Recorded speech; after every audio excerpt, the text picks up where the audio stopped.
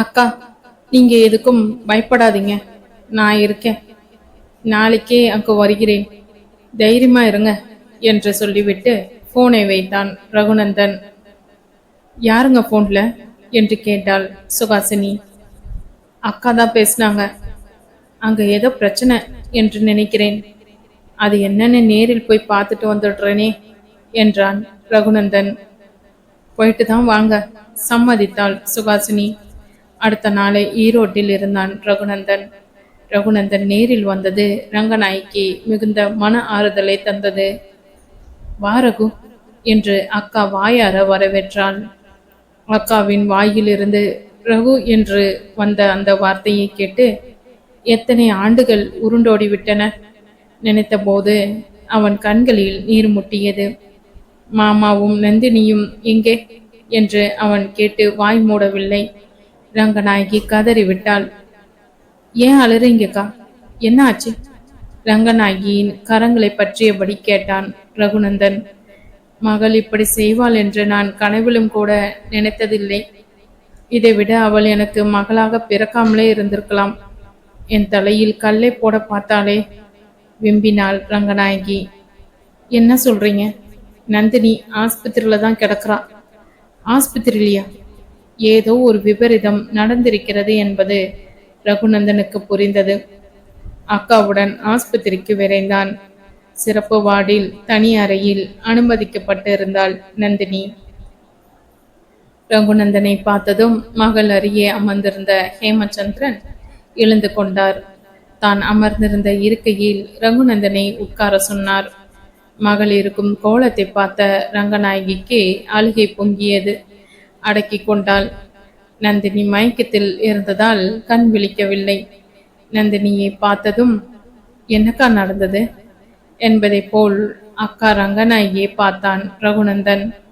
ரங்கநாயகியின் கண்களிலிருந்து கண்ணீர் மட்டும் பதிலாக வந்தது. இதற்கு மேலும் ரங்கநாயகியிடம் எதுவும் கேட்க வேண்டும் என்று அவனுக்கு தோன்றவில்லை. அறையை விட்டு அக்காவும் தம்பியும் வெளியே வந்தனர். கூடவே ஹேமச்சந்திரனும் வந்தான். இன்னும் 2 நாளில் வீட்டுக்கு அழைத்து சென்று விடலாம் என்று டாக்டர் சொன்னதாக கூறினான். நான் இங்கிருந்து நந்தினியை பார்த்து கொள்கிறேன் என்று சொல்லி மனைவி ரங்கநாயகியையும் ரகுநந்தனையும் வீட்டுக்கு அனுப்பி வைத்தான். தம்பி, நந்தினி இப்படி நடந்து கொள்வாள் என்று நான் நினைக்கவில்லை. கூட படித்த மாணவன் ஒருவன் எப்படியோ நந்தினியின் மனதை கவர்ந்து விட்டான். இருவரும் அவ்வப்போது சந்தித்து பேசிக்கொள்ள திருமண முடிவுக்கு வந்திருக்கிறார்கள். இது எப்படியோ அந்த பையன் வீட்டுக்கு தெரிந்து விட்டது. மகனை கண்டித்திருக்கிறார். அவன் இதை நந்தினியிடம் கூறியிருக்கிறான். பையன் பெரிய இடம் என்பதால் அவன் எங்கே தன்னை விட்டு போய் விடுவானோ என்ற பயத்தில் நந்தினி விஷம் கொடுத்து விட்டாள். நல்லவேளை சரியான நேரத்தில் ஆஸ்பத்திரியில் சேர்க்கவே காப்பாற்ற முடிந்தது. அந்த பையனும் எப்படியோ விஷயத்தை கேள்விப்பட்டு ஆஸ்பத்திரிக்கு வந்து விட்டான். தனக்கு திருமணம் என்றால் அது நந்தினியோடு தான் என்று சொல்லிவிட்டு சென்று விட்டான். ஒரே மூச்சில் சொல்லி முடித்தாள் ரங்கநாயகி. அக்காவையே கண் இமைக்காமல் பார்த்தான் ரகுநந்தன். ரங்கநாயகி மிகவும் மாறி போயிருந்தாள். எந்த அளவுக்கு அவள் மனம் மாறி இருக்கிறது என்பதை அவளது பேச்சில் இருந்தே புரிந்து கொண்டான். வயதாகும் போதுதான் உறவுகளின் அவசியமே புரிய ஆரம்பிக்கிறது. ரங்கநாயகியும் இதற்கு விதிவிலக்காக்கி விட முடியுமா? தம்பியிடம் பாசம் பொங்க பேசினாள். அக்கா, நீங்க பயப்படாதீங்க, நான் இருக்கேன் என்று ரங்கநாயகிக்கு தைரியம் சொன்னான்.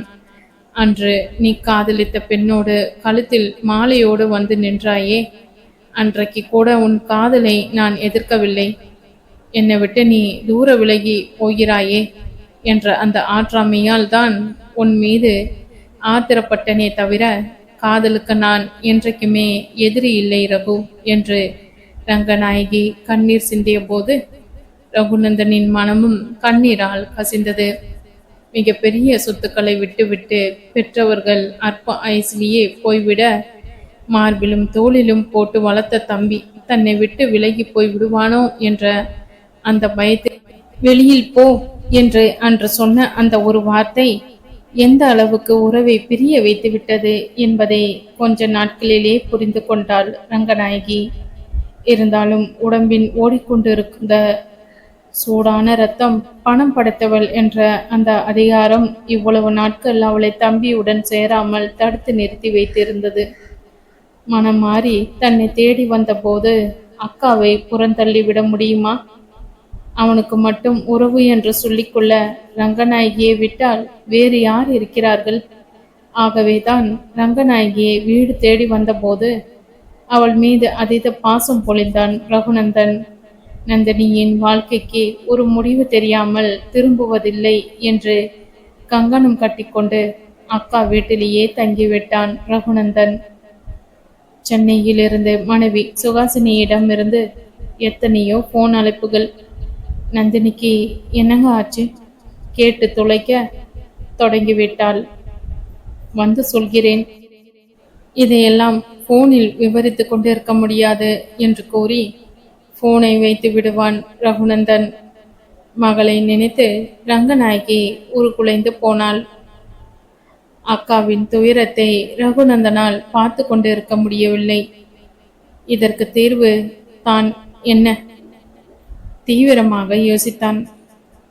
நந்தினி வீடு திரும்பி 2 நாட்கள் ஆகிவிட்டது. சகஜ நிலைக்கு அவள் திரும்பிவிட்டாள்.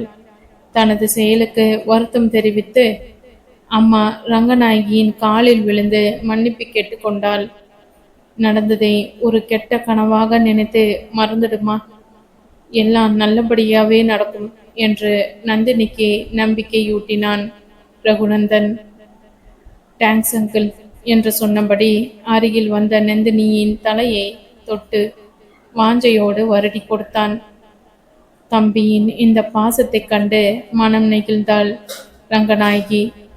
இடுக்கண் வரும் நேரத்தில் உடன் பிறந்த சொந்தங்கள் தனிக்கும் வந்து நிற்பது எவ்வளவு சுகமானது என்பதை முதல் உணரத் தொடங்கினாள்.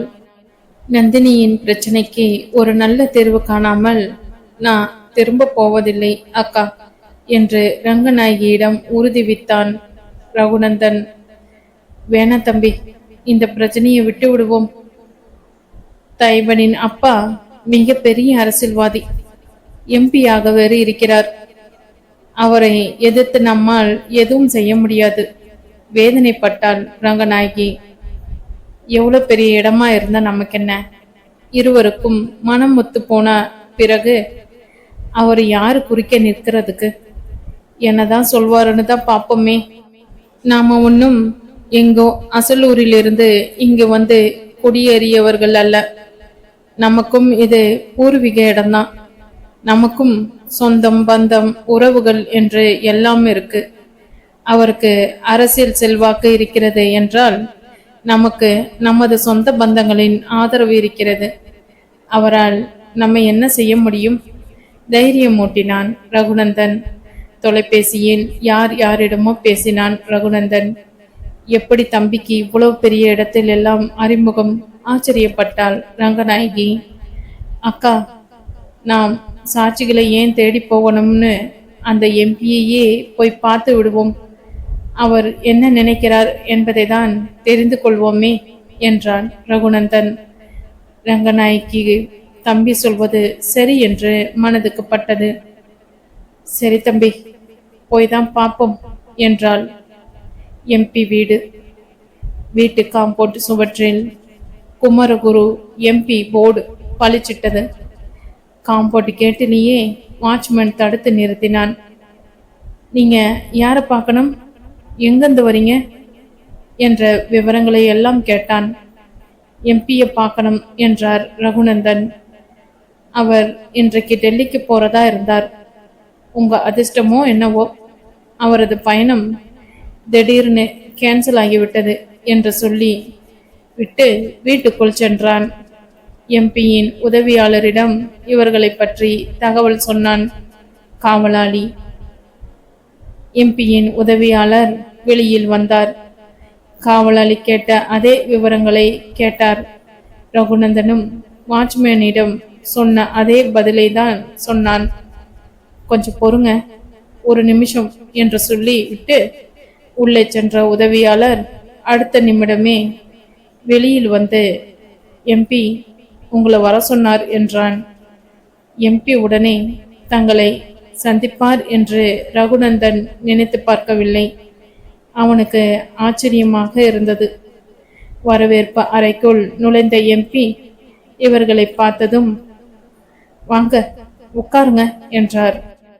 என்ன காரியமாக என்னை பார்க்க வந்திருக்கிறீர்கள் என்று கேட்டார். என்ன சொல்வது, எப்படி சொல்வது? ரகுநந்தன் தயங்கினான். எம்பியின் முகத்தையே பார்த்தான். ரங்கநாயகி மௌனமாக இருந்தாள். கொஞ்ச நேரம் அமைதி நிலவியது. எதுவுமே பேசாம இப்படி அமைதியா இருந்தா எப்படி?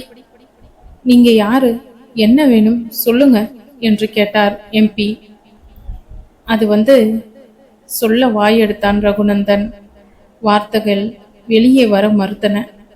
முதலில் தங்களை அறிமுகப்படுத்திக் கொள்வது என்று தீர்மானித்து, என் பெயர் ரகுநந்தன், சென்னையில் கல்லூரி ஒன்றில் பேராசிரியராய் பணிபுரிகிறேன். இவங்க எங்க அக்கா, பெயர் ரங்கநாயகி. இதே ஈரோடு தான் எங்க சொந்த ஊர். கிருஷ்ணசாமி நாயக்கரின் பிள்ளைகள் நாங்க. வடக்கு மாட வீதியில் தான் எங்கள் வீடு இருக்கு என்று தங்கள் குடும்பம் பற்றிய விவரங்களை சொல்லி கொண்டே போனான் ரகுநந்தன். கிருஷ்ணசாமி நாயக்கர் கேள்விப்பட்ட பெயராக இருக்க என்று யோசித்த எம்பி, கோவிந்தப்ப நாயக்கரின் மகன்தானே கிருஷ்ணசாமி நாயக்கர்? அப்படின்னா அவருடைய பேரன் பேத்திக்கலாம் நீங்க என்று ஆச்சரியம் கலந்த குரலில் வினவினார் எம்பி. ரகுநந்தனும் ஆமாம் என்று தலையசைத்தான். அப்ப நீங்க எங்களுக்கு தூரத்து சொந்தம். உங்க தாத்தா கோவிந்தப்ப நாயக்கர் எங்க தாத்தாவுக்கு எவ்வளவோ உதவிகள் செய்ததாக எங்க அப்பா சொல்ல கேட்டிருக்கேன். உங்க தாத்தா உதவியால தான் எங்களுக்கு சொத்தும் கௌரவமும் சேர்ந்தது என்று எங்க அப்பா தனது இறுதி காலம் வரை சொல்லிக்கொண்டே இருப்பார். இன்றைக்கும் பொதுத்துறையில் நிலம் புலம் எல்லாம் குடும்பத்தோடு வந்துட்டேன். அதற்கு பிறகு அரசியல் அது எங்களுக்கு இருக்கு. எங்க அப்பா மறைவுக்கு பிறகு ஈரோட்டுக்கு வந்துட்டதால குடும்ப உறவுகள் கொஞ்சம் தூரம் விலகி விட்டன. இருந்தாலும் நான் பழையதை மறக்கவில்லை. எம்பியின் இந்த பேச்சு ரகுநந்தனுக்கு மனதில் ஒரு நம்பிக்கையை துளிர்விட செய்தது. நந்தினியின் விஷயத்தை இப்பொழுது எடுத்து வைப்பதுதான் சரியானதாக இருக்கும் என்று எண்ணி பேசத் தொடங்கினான் ரகுநந்தன். எங்க வீட்டு பொண்ணு நந்தினி, ரகுநந்தன் சொல்ல தொடங்கும் முன்பே இடைமறித்தார் எம்பி. ஓ, அந்த நந்தினி என்ற பெண் உங்க வீட்டு பெண் தானா? நந்தினின்னு என் பையன் கொஞ்ச நாளாவே என்னிடம் சொல்லிக்கிட்டு தான் தெரிஞ்சான். ஏதோ காதல் அது இதுன்னு சொன்னான். ஒரே பையன், செல்லம் கொடுத்து வளர்த்துட்டேன். ஒரு கட்டத்துல எல்லை மீறி போனான். கொஞ்சம் அடக்கி வைப்போமே என்று நினைச்சு நான் மிரட்டி வச்சேன். அதனால இது இவ்வளவு பெரிய விபரீதத்துல கொண்டு போய் விடும்னு நான் எதிர்பார்க்கவே இல்லை. மன்னிக்கணும் என்றார். அவர் குரலில் வருத்தம் தெரிந்தது. எங்க பொண்ணுக்கு நடந்த எல்லாம் தெரியும். இதையும் என் பையன்தான் சொன்னான். வேதனையாகவே இருந்தது. எனக்கு ஒரு பெண் இருந்து அவளுக்கு இப்படி ஒரு நிலைமை ஏற்பட்டு இருந்தால் நான் சும்மா இருந்திருப்பேனா? விவரம் தெரிந்த பிறகு நானே உங்களை சந்திக்கலாம் என்று இருந்தேன். அதற்குள் நீங்களே விட்டீர்கள். சந்தோஷம். அப்போ என்ன முடிவு என்று தானே கேட்க வரீங்க? கொஞ்ச நாள் பொறுங்க. நானே முன்னின்று இத்திருமணத்தை ஜாமுன்னு நடத்தி போடுறேன் என்று எம்பி சொன்னதும், நாங்க எண்ணி வந்த காரியம் இவ்வளவு எளிதாக முடியும் என்று எதிர்பார்க்கவில்லை என்று ரகுநந்தன் தனது மகிழ்ச்சியை வெளிப்படுத்தினான். ரகுநந்தன், அரசியல்வாதிகள் என்றாலே இந்த சமுதாயத்தில் ஒரு தப்பு கணக்கு போட்டு வைத்திருப்பார்கள். ஆனால் என்னை பொறுத்தவரையில் கொஞ்சம் வித்தியாசமானவன். அரசியல் என்று வரும்போது எனக்கு சாதகமாக தான் எதுவும் நடக்க வேண்டும் என்பதில் பிடிவாதமாக இருப்பேன். அது என் கௌரவ பிரச்சனை என்று நினைப்பேன். அதே சமயம் குடும்பம் வாழ்க்கை என்று வரும்போது எனது நடவடிக்கைகள் வேறு மாதிரி இருக்கும். எல்லோருக்கும் இருக்கிற உணர்ச்சி, பாசம், அன்பு, இரக்கம் எல்லாம் எங்களுக்கும் உண்டு. நம்ம மாதிரி தானே மற்றவர்களும் என்று நினைப்பேன். என்னால் முடிந்ததை மக்களுக்கு செய்கிறேன். அதனால்தான் இன்று வரை செல்வாக்குடன் அரசியலில் நீடிக்கிறேன். நீங்க எதற்கும் பயப்பட தேவையில்லை. நீங்க நினைத்த காரியம் நிறைவேறியாக்க போது தைரியமா இருங்க, நம்பிக்கை ஊட்டினார் எம்பி. வீட்டில் பண்ணையாட்களிடம் படபடவென்று பேசும் ரங்கநாயகி இந்த இடத்தில் மட்டும் வாய் திறந்து ஒரு வார்த்தை கூட பேசவில்லை. மனதுக்குள் இருந்த பதற்றத்தை முகம் காட்டி கொடுத்தது. இதை புரிந்து கொண்ட எம்பி, ஏன் உங்க அக்கா பேச மாட்டாங்களா என்று ரங்கநாயகியை ஒரு பார்வை பார்த்தபடி கேட்டார்.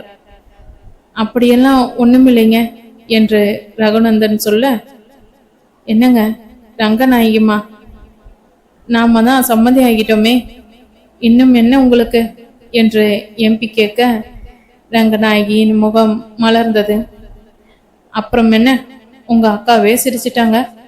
இப்போ உங்களுக்குள் இருந்த சந்தேகமெல்லாம் தீர்ந்து போச்சா என்று எம்பி கேட்டதும் கும்பிட போன தெய்வம் குறுக்க வந்தது மாதிரி வந்த காரியம் சுபமாக முடிந்ததில் நிம்மதி பெருமூச்சு விட்டாள் ரங்கநாயகி. நாங்க புறப்படுகிறோம் என்று ரகுநந்தனும் ரங்கநாயகியும் எழுந்தனர். என்ன அவசரம்? எங்க வீட்டில் இருக்கிறவங்கள பார்க்க வேண்டாமா? இருங்க, அவங்களையும் அறிமுகப்படுத்துகிறேன் என்றவர் உதவியாளரை அழைத்து அம்மாவை வர சொல்லு என்றார். அடுத்த நிமிடமே எம்பி முன் வந்து நின்றாள். அவரது மனைவி வள்ளி. மனைவியை அறிமுகப்படுத்தி வைத்தார் எம்பி. ரகுநந்தனும் ரங்கநாயகியும் வணக்கம் சொல்ல பதிலுக்கு வள்ளியும் கைகூப்பி வணங்கினாள். மனைவியிடம் விஷயத்தை சொன்னார் எம்பி. அனைத்தையும் கவனமாக கேட்டுக்கொண்டாள் அமுதவள்ளி. உன்னுடைய அபிப்பிராயம்தான் என்ன? மனைவியின் சம்மதத்தை எம்பி கேட்க, நீங்க எதை செய்தாலும் நன்றாக முடிவெடுத்து தான் செய்வீங்க, எனக்கும் சம்மதமே என்றாள் அமுதவள்ளி. எங்க வீட்லையும் ஒத்துக்கிட்டாங்க. அப்புறம் என்ன, இந்த கல்யாணம் முடிந்தது மாதிரி தான் சிரித்தபடியே சொன்னார் எம்பி. அப்போ நாங்க புறப்படுகிறோம் என்று ரகுநந்தன் எழுந்தபோது, காப்பியாவது சாப்பிட்டு தான் போகணும் என்று எம்பி வலியுறுத்த, எல்லாம் நல்லபடியாக முடியட்டுங்க, விருந்தே சாப்பிடுகிறோம் என்றார் ரகுநந்தன். எம்பியும் அமுதவள்ளியும் இவர்களை வாசல் வரை வந்து வழி அனுப்பி வைத்தனர். அரசியல்வாதிகள் இப்படித்தான் இருப்பார்கள் என்று கேள்விப்பட்டிருக்கிறேன். ஆனால் இவர் மட்டும் வித்தியாசமானவராக இருக்கிறாரே என்று அக்கா ரங்கநாயகியிடம் பேசிக்கொண்டே வீடு வந்து சேர்ந்தான் ரகுநந்தன். பாலைவனத்திலும் ஒரு நீர்த்தாடகம். ரங்கநாயகி இப்படி சொன்னதும் சிரித்து கொண்டான் ரகுநந்தன். இருவரும் வீடு திரும்பிய போது இவர்களுக்காகவே காத்திருந்ததைப் போல மகள் நந்தினியுடன் வீட்டின் நடிக்கூடத்தில் அமர்ந்திருந்தார் ஹேமச்சந்திரன். ரகுநந்தன் ரங்கநாயகி முகத்தில் தெரிந்த சந்தோஷத்தை பார்த்ததும், போன காரியம் நல்லபடியாக முடிந்தது தானே? ஆவலுடன் கேட்டார். விட்டுடுவோமா என்ன? எல்லாம் நல்ல விதமாகவே முடிந்தது. நாம் எதிர்பார்த்ததற்கு மாறாக எம்பி நல்லவராக இருக்கிறார். கொஞ்ச நாள் போகட்டும், திருமணத்தை முடித்து விடலாம் என்று சம்மதம் தெரிவித்து விட்டார். அடுத்து என்ன? நந்தினி கழுத்தில் தாலி ஏற வேண்டியதுதான் பாக்கி என்று ரகுநந்தன் சொன்னபோது நந்தினியின் செவ்விதழில் வெட்க புன்னகை அரும்பியது. இதை பார்த்ததும் ரகுநந்தன், அட, நந்தினி முகத்தில் வக்கத்தப்பாரு என்று சிரித்தபடியே சொல்ல, போங்க மாமா என்று முகத்தை இரு கைகளாலும் மூடிக்கொண்டாள் நந்தினி. மகள் முகத்தில் சந்தோஷத்தை பார்த்ததும் ரங்கநாயகி கண்களில் ஆனந்த கண்ணீர் பொங்கியது. முந்தானியால் கண்களை துடைத்து கொண்டாள். ஏன்கா அலறீங்க? இப்போ என்ன ஆச்சு? எல்லாம் நல்ல விதமாகவே முடிஞ்சிருக்கு. இனி என்ன பயம் என்று ரங்கநாய்க்கு ஆறுதல் சொன்னான் ரகுநந்தன். இல்ல தம்பி, இந்நேரம் நீ ஏன் இல்லனா என் பொண்ணு கதி நினைத்து பார்த்தேன். கண் கலங்கி விட்டது. ரங்கநாயகியின் குரல் தழுத்தழுத்தது. நான் இருக்கும்போது நீங்க ஏன் அழணும்? ஏதாவது ஒண்ணுன்னா நாங்க சும்மா இருந்துருவோமா என்ன என்று ரகுநந்தன் சொல்ல, இரத்த பாசத்தின் வலிமை புரிந்தது ரங்கநாயகி. தம்பி, உனக்கு நான் செய்த விடுங்கக்கா, நீர் அடித்து நீர் விலகுவதில்லை. ரகுநந்தன் இப்படி சொன்னபோது, என்ன இருந்தாலும் உனக்கு ரொம்ப பெரிய மனசுப்பா, அப்பா போலவே குணம் என்று ரகுநந்தனின் இரு கன்னத்தையும் தன் இரு கைகளாலும் தொட்டு தடவி தம்பிக்கு திஷ்டி கழித்தாள் ரங்கநாயகி. தம்பி மீது இருந்த பாசத்தை இத்தனை நாளும் எங்கே ஒளித்து வைத்திருந்தாள் ரங்கநாயகி என்று நினைத்த ஹேமச்சந்திரன் மனைவி ரங்கநாயகியை ஆச்சரியமாகவே பார்த்தான். பாசத்துக்கு அணை கட்ட முடியுமா? அக்கா தம்பி உறவு இப்படியே நீடித்திருக்கட்டும் என்று மனதார வாழ்த்தினார். அக்கா பிரச்சனை ஒரு வழியாக தீர்த்து விட்டது. நாளைக்கே நான் ஊர் கிளம்புகிறேன் என்றான் ரகுநந்தன். இன்னும் 2 நாள் தங்கிவிட்டு போகலாமே என்றாள் ரங்கநாயகி. இல்லக்கா, உங்களுக்கு என்ன பார்க்கணும்னு தோன்றினால் உடனே ஃபோன் பண்ணுங்க. அடுத்த நாளே இங்க வந்து விழுந்துடுறேன். ரகுநந்தன் இப்படி சொன்னதும் ரங்கநாயகி மட்டுமல்ல, நந்தினி முகத்தில் சிரிப்பு மத்தாப்பு வெடித்தது. சில நாட்களாக சோகம் என்ற இருள் மேகம் சூழ்ந்திருந்த அந்த வீட்டில் இப்பொழுது சந்தோஷம் என்ற வெளிச்சம் பரவ தொடங்கியது. மறுநாளே ஊருக்கு கிளம்பினான் ரகுநந்தன்.